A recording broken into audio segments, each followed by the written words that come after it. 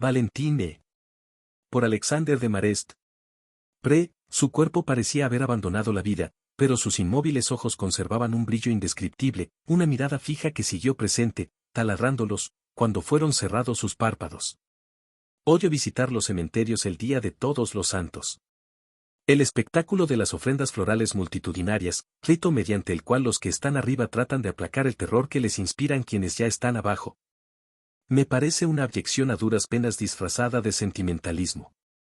Cuando veo esas ancianas rigurosamente enlutadas moverse entre las tumbas floridas, como diligentes abejas de la muerte, desearía no llegar a morir nunca para no sentir el renqueante sadismo de sus pasos sobre la hierba que, indefectiblemente, me cubrirá. Compadezco a los espíritus sensibles, desde sus pútridas mazmorras subterráneas, sentirán el peso de esas vidas miserables sobre sus cráneos como la más horrible de las maldiciones. La paz de los muertos no debería violarse jamás. Pero ya no creo, después de la atroz experiencia que he vivido, en esa supuesta paz de los muertos. O, mejor dicho, en la paz de algunos supuestos cadáveres, si es que por este término entendemos a los cuerpos cuya descomposición nos induce a creer que están, absolutamente, privados de sensibilidad. Una oscura intuición, que mi mente se esfuerza en vano por no considerar una evidencia, me dice que el imperio de la muerte no es a veces tan completo como desearían algunos desdichados. Ineludibles obligaciones de amistad me forzaron a acudir al cementerio del Père Lachaise en la fecha anteriormente señalada. Un antiguo camarada, viudo desde hacía varios meses, me rogó que le acompañase a visitar la tumba de su esposa, joven de 20 años que se había ido marchitando sin que los médicos lograsen atajar los síntomas de su extraña anemia. Y digo extraña, porque pese a que Valentine no había perdido nunca el apetito, y pese a la tenacidad con que se aferraba a la vida, su cuerpo había ido enflaqueciendo día tras día, hasta quedar reducido a piel y huesos. Y sus mejillas, en otro tiempo frutalmente luminosas y sonrosadas, acabaron adquiriendo la repulsiva y amoratada palidez de los cadáveres.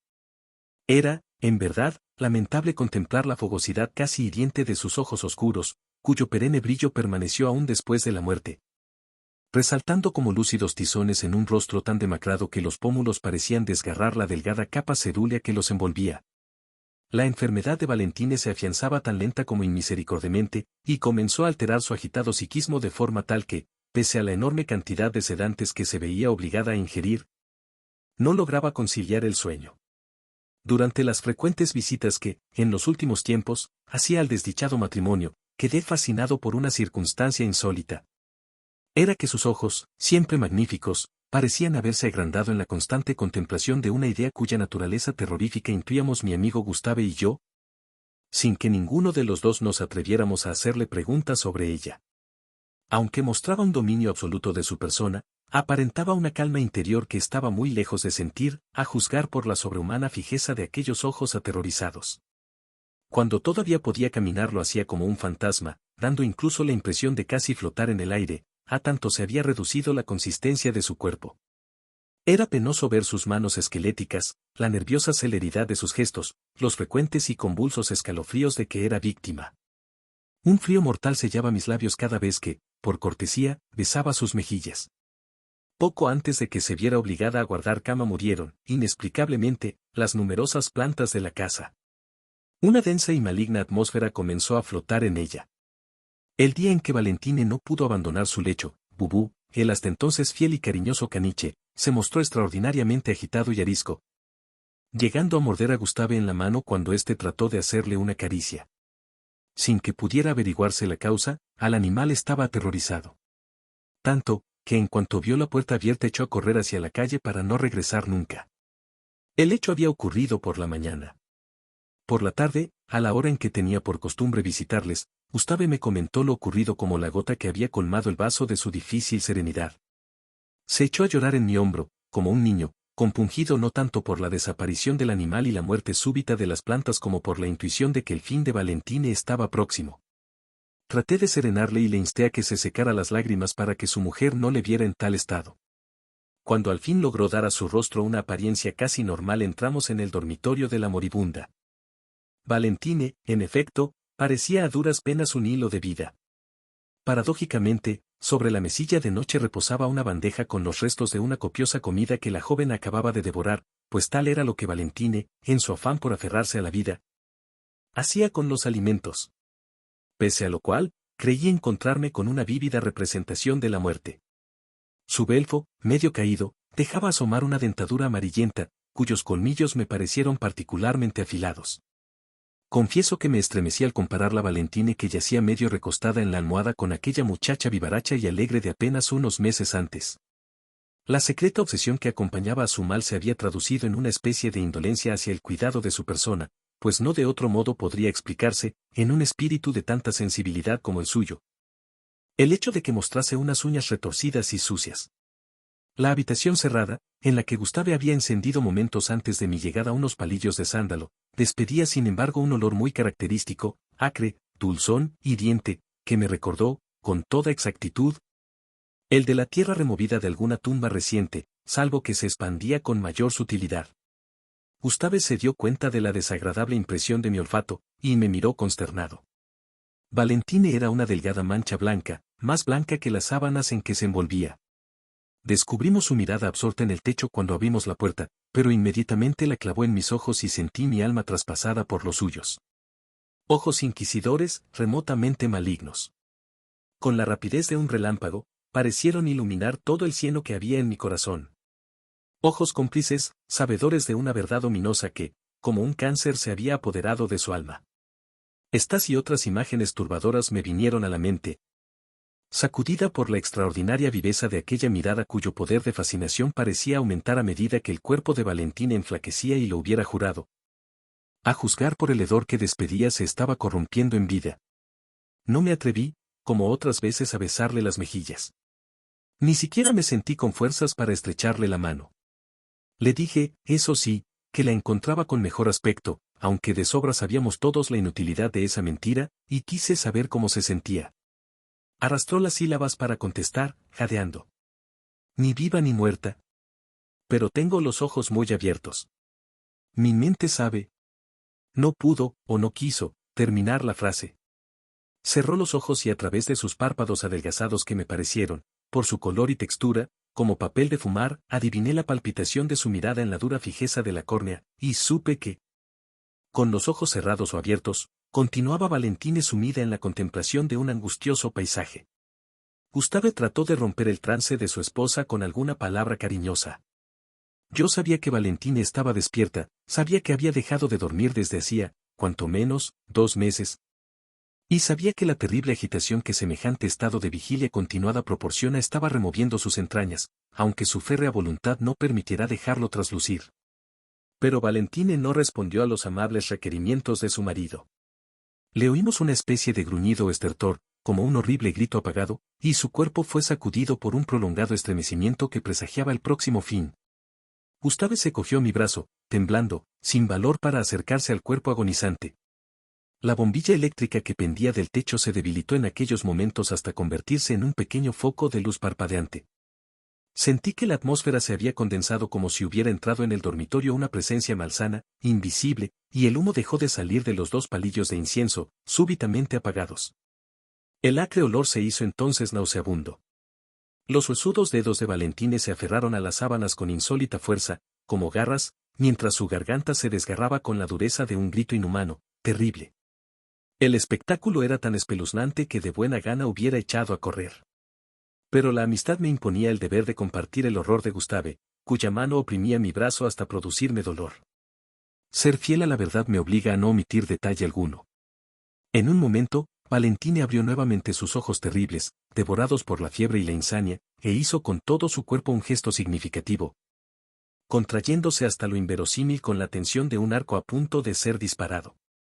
He visto la agonía de muchos seres humanos, y puedo asegurar que ninguna de ellas se parecía a la de Valentine. Sus ojos, desmesuradamente abiertos, casi literalmente despedían fuego. Y nos miraba con tal mezcla de horror y triunfo como espero no volver a ver nunca nada semejante. El aire vibraba como removido por un oscuro oleaje. Sentíamos en el pecho el movimiento ondulatorio de una fuerza cuyo origen no podíamos percibir. Supuse que provenía de la enorme tensión nerviosa de la agonizante, desproporcionada para un cuerpo débil y consumido. Pero estuve tentado de sospechar la existencia de algo más en la cargada y pútrida atmósfera de aquel cuarto. Luego ocurrió algo que mi pluma se resiste a reflejar. Tendré que hacerlo sin embargo, pues no de otro modo se explicaría, si cupiera explicación razonable, lo que habría de suceder cuando Gustave y yo visitamos el cementerio el día de Todos los Santos. Que el lector pusilánime me perdone, pero siento el ineludible deber de relatar todo el horror de que fui testigo. Valentine, como digo, se contrajo hasta extremos inverosímiles, y una espuma blanca, lechosa, purulenta, comenzó a discurrir por las comisuras de sus labios. Me niego a describir el hedor insufrible que tal líquido producía. Y entonces la boca de la moribunda se abrió hasta mostrarnos su lengua cárdena, horadada aquí y allá por huecos diminutos en algunos de los cuales creí distinguir pequeños puntos blancuzcos, hormigueantes. Semejante visión nos dejó paralizados, pero duró solo un instante. Acto seguido, en medio de agudísimas convulsiones, el cuerpo de Valentine vomitó. Ahorraré a quien esto leyere una imagen detallada de la horrorosa naturaleza de aquel oscuro caldo que, como un lago abominable, cubrió el pecho y las sábanas. Solo diré que era un magma sólido en algunos de sus puntos, hediondo hasta la locura, en el que multitud de vermes tenían como base su execrable existencia. De todo punto inconcebible parecía que semejantes humores pudieran haber encontrado albergue en un ser vivo. Creo que fue entonces cuando, al parecer, Valentine dejó de existir. Me afirmo en esta creencia como en el último asidero que me impide aceptar lo inaceptable. El cuerpo de Valentine parecía haber perdido la vida. Pero sus ojos, gran Dios. Sus inmóviles ojos conservaban un brillo indescriptible. Jamás dudé de la entereza ni de la hombría de Gustave quien, sin embargo, cayó al suelo desmayado. A duras penas, por mi parte, pude resistirme a un vértigo creciente. Tuve que hacer un esfuerzo increíble hasta lograr apartar mis ojos de aquel horror. Y aun cuando volví la cabeza sentí sobre mi nuca la fuerza de una mirada insufriblemente lúcida, afilada como un cuchillo. Agradezco a alguna deidad piadosa el que, pese a todo, lograra reunir fuerzas suficientes para arrastrar el cuerpo inconsciente de mi compañero hasta la habitación contigua. Esparcí agua sobre su rostro, froté sus sienes con mis dedos húmedos, y al cabo de unos minutos interminables conseguí devolverle al estado vigil. Sufrió una crisis histérica, llorando y pataleando como un demente.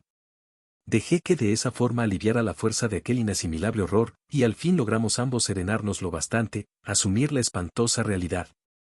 No quiero recordar cómo conseguimos reunir la necesaria presencia de ánimo para limpiar las inmundicias de aquel cadáver y proceder a las ceremonias del enterramiento y quisiera olvidar la espantosa fijeza de aquellos ojos, cuyo brillo desmesurado inducía a negar las evidencias de la muerte. Una apatía absoluta invadió el ánimo de Gustave desde el momento mismo en que el cuerpo de Valentine recibió sepultura. Se pasaba las horas sentado junto a una ventana que daba poniente, inmóvil, ensimismado, dejando que su vista vagara sin objeto por los árboles del bosque de Bolonia. Abandonó casi completamente sus ocupaciones habituales, y estoy seguro de que se hubiera dejado morir si no me hubiese ocupado yo de sus necesidades más perentorias. Al cabo de varias semanas dio la impresión de haber envejecido un lustro. Con la llegada del otoño, sus sienes comenzaron a poblarse de canas, y una radical indiferencia por todo lo existente comenzó a invadir su corazón.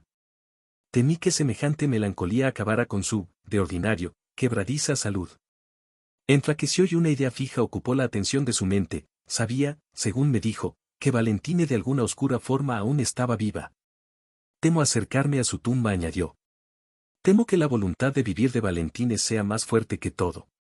Y sin embargo, sé que debo ir, sé que me está esperando. En vano traté de inducirle imágenes menos tenebrosas. Le presenté nuevos amigos, a duras penas logré que accediera a asistir a alguna fiesta.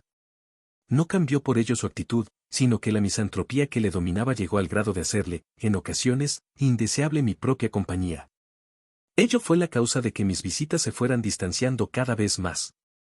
La última de ellas ocurrió a finales de octubre. Me sorprendió encontrarle bastante mejorado de su decaimiento, o esa fue, al menos, la primera impresión que de él recibí. La casa, que desde la desaparición de Valentine había ofrecido un aspecto lamentable, estaba ordenada y limpia por primera vez en varias semanas, y el propio Gustave era la imagen misma de la pulcritud.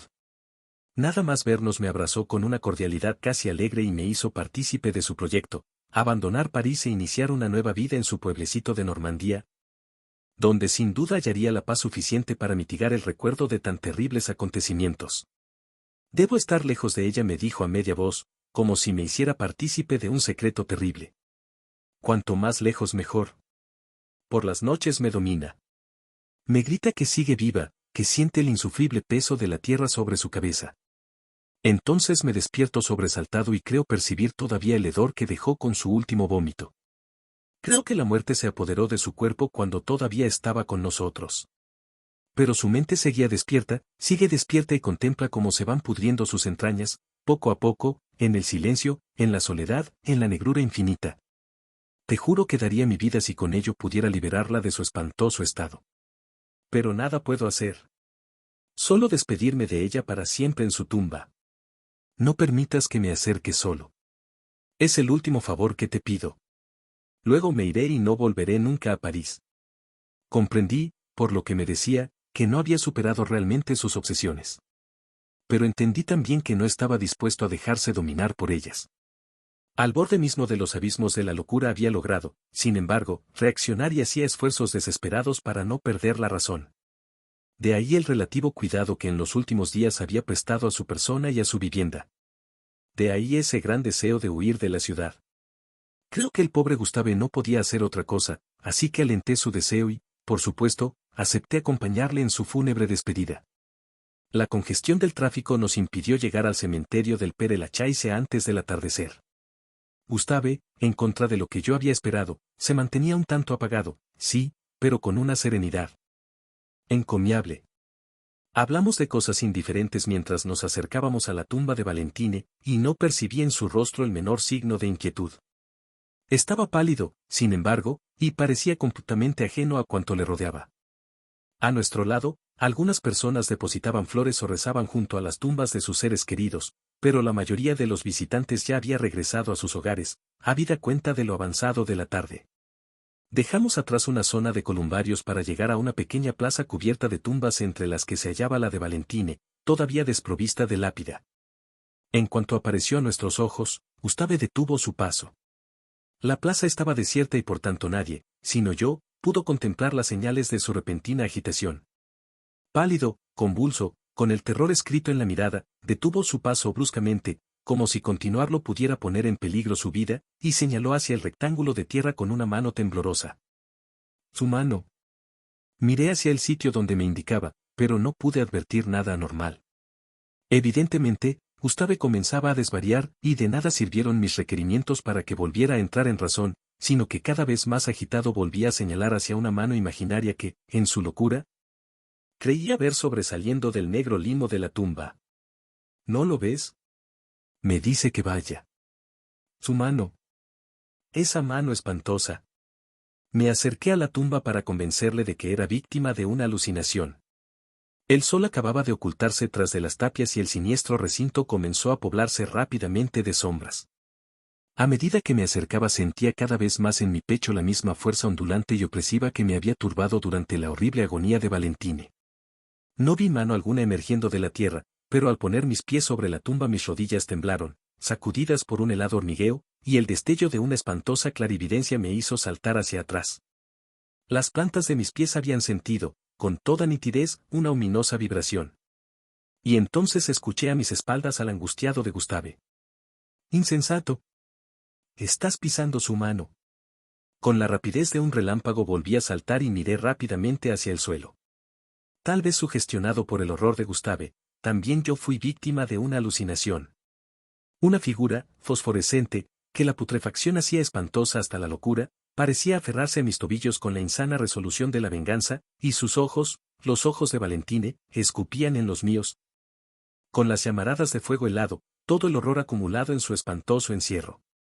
Solo la muerte podrá borrar de mi alma la infame herida de este recuerdo. Cuando llegue mi hora espero que Dios se apiade de mí y me cierre definitivamente los ojos. Pero me espanta imaginar, y nada puedo hacer por evitarlo, que tal cosa no llegue nunca a suceder. Por eso he decidido que, cuando los demás consideren que estoy muerto, incineren inmediatamente mi cadáver.